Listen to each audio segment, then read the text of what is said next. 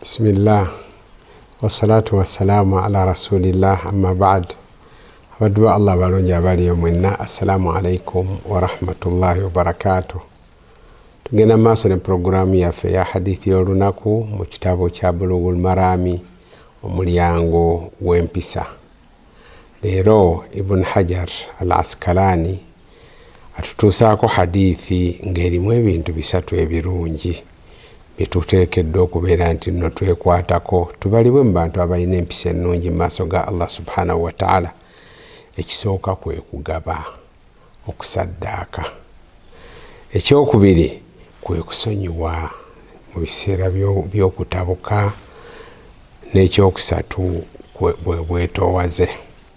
Hadithi ejiwa kwa Abu Huraira radiyallahu anhu ng'ajja ku mukama waffe Nabbi Muhammad sallallahu alaihi wasallam agamba nti Nabbi sallallahu alaihi wasallam yagamba nti ma naqasat sadaqatun min mal, nti saddaaka tesobola kukendeeza maali yo ne bwe kiba ki.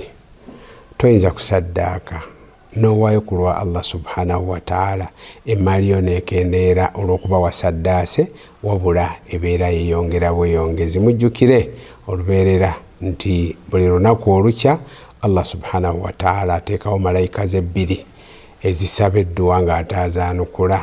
Emu egamba nti Allahumma a'ti munfiqan khalafa, ayi Katonda omuntu asaddaaka muddizeewo. Endala negamba Allahumma a'ti mumsikan talafa, ayi Allah yatawaayo yonoona emaali ye. Kale ekyo kinyweza amakulu agali mu hadithi eno. Nabbi sallallahu alaihi wasallam ng'akugambye nti ma naqasat sadaqatun min mal, emaali tesobola, saddaaka tesobola kendeeza maali. Ekyokubiri n'agamba ma zaada Allahu abdan bi'afwin illa izza, teri muddu asonyiwa okujjako nga Allah amwongera amadaala, n'ayongera musitula amadaala. Kuba ekifaananyi omuntu akusobezza, akusabye omusonyiwa, omweragiddeko, omutigomezza, mu kunyigiriza okuyitiridde, ayinza okugaa nti anange kanneerwaneko. So bw'obeera ng'osonyiye osigala n'ekitiibwa kyo nti yakwegayiridde, yakwetondedde ng'akusuubira mu kusonyiwa. Bw'oba osonyiye ekitiibwa kyo kisigalawo. Kyava Nabbi sallallahu alaihi wasallam atugamba nti ma zaada Allahu abdan bi'afwin illa izza, buli w'osonyiwa teri muddu wa Katonda asonyiwa okujjako nga Allah amwongera kitiibwa namusitula madaala.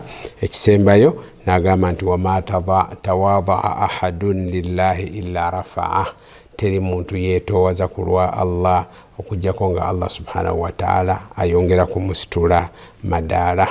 Kale tugamba nti Allah subhanahu wa ta'ala buli w'obeera nti nno weetoowazizza ku lwa Allah subhanahu wa ta'ala, Allah ayongera okukusitula amadaala.